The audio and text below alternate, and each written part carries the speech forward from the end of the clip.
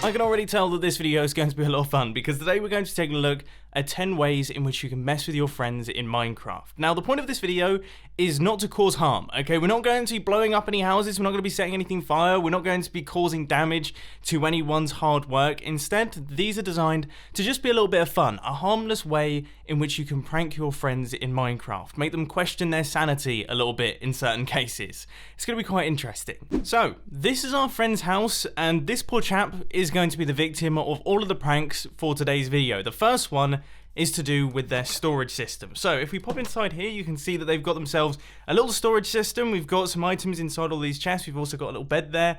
And if we take a look inside this chest, you can see that we have got some items. Now I'm playing creative mode, so let's just quickly chuck a few more items inside this chest. Maybe that. Now, have you noticed anything different? I'm imagining you probably haven't. Let's open it up again. Anything catching your eye in the slightest? Let's open this chest up again. And again. And again. Are you seeing anything? Gradually, every single time we close this chest, one item gets removed from it. Now this is incredibly subtle, and if the player only accesses the chest every now and again, they're really going to struggle to spot it. It's going to take them ages before they discover some funny business is going on. But in terms of the actual redstone, it's incredibly simple to create. All we have is another chest down on the bottom here where all of the items go down into, and when we open up this trap chest, it will power that redstone dust, and when we close it, it will then power this redstone torch, which will send an update through this observer, which will send a redstone output through this repeater up into this redstone torch, which will briefly unpowering this hopper, allowing one item to pass through from this chest down into the bottom chest. It's really simple to build. This next one is a little bit more involved redstone-wise, but I would say it's well worth it. First off, you need to go down to the description and check out the tutorial for this machine that you can find there, and then if we activate it, you will see that something rather odd happens. Now, just to kind of break all of your dreams, unfortunately, that is not actually duplicating that diamond block. What we've created here is we have created some ghost blocks. So what you're going to do is you're going to tell your friend, hey, come over to your base. I've just given you an awesome gift. You're going to clear up this redstone contraption, but you're going to leave all of these ghost blocks just sitting there. In fact, we can even place in a sign saying, enjoy your gift. Then, of course, they're going to come over incredibly excited, and they're probably going to be even more excited when they see all of these diamond blocks ready for them. And then, oh, that's weird. All right, let's... These diamond blocks, they don't drop anything. They're literally just there, existing in the Minecraft world, but they're not actually there. It's a really strange thing that happens, but I can tell you, that's going to be crushing for your poor friend. And I think it's only going to get worse for them from there, because, well, now they've decided to go AFK, and like a good Minecraft player, they've put all of their armor and all of their tools and everything into this chest, so that if they were to die, which seems pretty likely considering where they're AFKing, they won't lose all of their stuff. But that has opened them up to something. If we just grab ourselves an anvil and put a pumpkin on the inside, then get a curse of binding book, and, you know, say hey from Mumbo, and chuck that inside a dispenser, and then power said dispenser, that has now been attached to the player, and they will not be able to remove that pumpkin head until they die. Oh, I can't think of anything more frustrating. Actually, I could think of one more thing that would arguably be more frustrating. Just give me a couple seconds. So we got slime there, we've got sticky piston there. Okay, we're going to need an observer. So that will power this sticky piston, that's all good.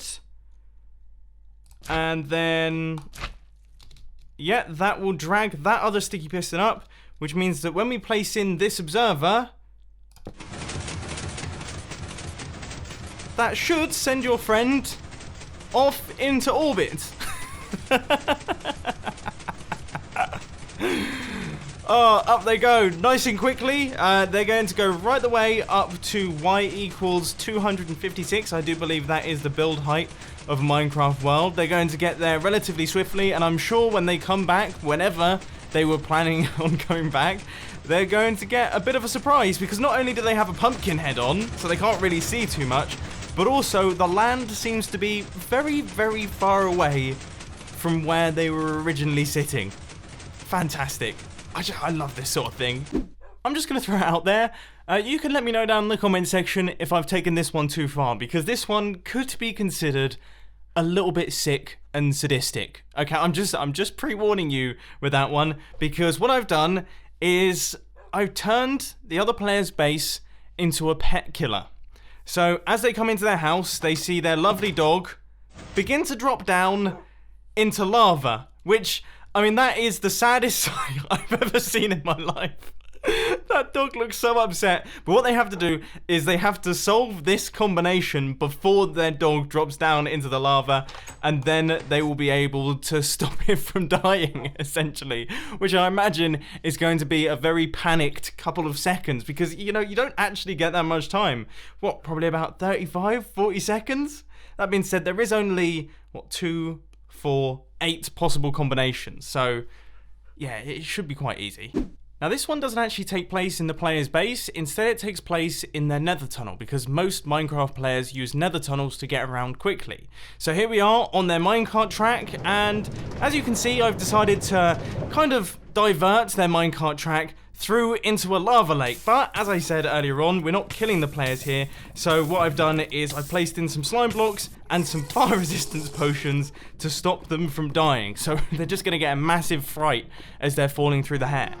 Anyway, moving on from that slight vocal pothole there, this is easy as pie to build. All we've got is a 3x2x3 room with signs across the top to stop the lava from flowing in. We've got slime blocks at the bottom to prevent full damage, and then we have our chest that is filled up with potions of fire resistance. It's quite important that you don't forget those, otherwise you're just killing your friend, and that's no fun. But if you don't even want to run the risk of killing your friend and you just want to have some classically funny prank action, then this is definitely the one for you. So you need to make sure that your friend actually has some redstone doors inside their base, and all you do is swap them. So when you stand on the pressure plate to open this door, it opens the other door. And then when we stand on the pressure plate to open this door, it opens the other door.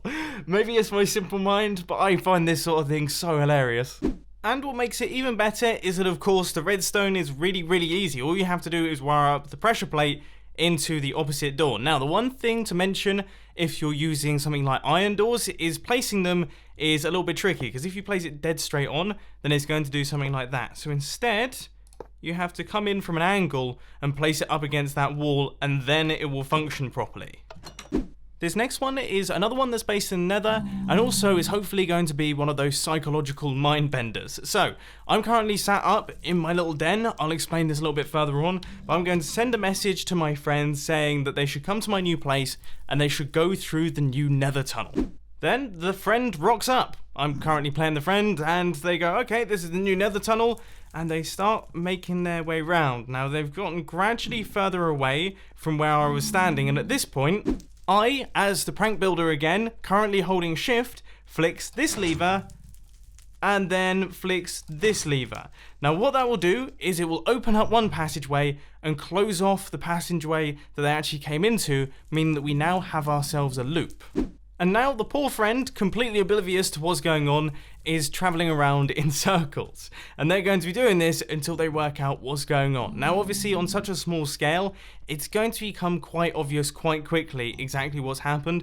But if you were to build this on a much bigger scale, I'm talking hundreds of blocks, it's going to take them quite a long time. And one way that you can slightly improve the result is by warning them before they enter that it's going to be a bit of a long trip. So picture your friend at this point in time. They're a little bit bewildered after what seemed like an endless journey through the Nether to no avail. They're still also a little bit in pain, having witnessed their dog almost fall into lava. They're also aching because they've just done a massive jump from a platform in the sky, and they've also had to remove a pumpkin that was very much stuck to their head. They're a little bit confused as to why the diamond blocks that were given to them didn't seem to yield any items, and the middle chest of their storage system seems to be just losing items out of nowhere for no real reason. And to top it all off, they've just come back to their house to find this. Just a single item of diorite, just sat there in the middle of the room. What does it mean? how did it get there? Who's been here to place that? The answer is no one's been here. If we head underneath the base, you can see that we have got ourselves an incredibly long hopper timer, which runs into a dropper, which sends up the diorite through this item elevator, which ends up on the floor. Now, this hopper timer is a chained hopper timer. So we have got 64 items inside it, which means that every single time these 64 items ping back and forth, we get ourselves a redstone output, which allows one item to move from this hopper into the other hopper. And eventually, after this hopper clock has been back and forth 64 times, all of the items will have moved from this hopper into the other hopper, which means this redstone block will switch over, meaning that we get one item dropped out. So that means every now and again, very occasionally, a piece of diorite will just randomly and spontaneously appear on the floor of your friend's base.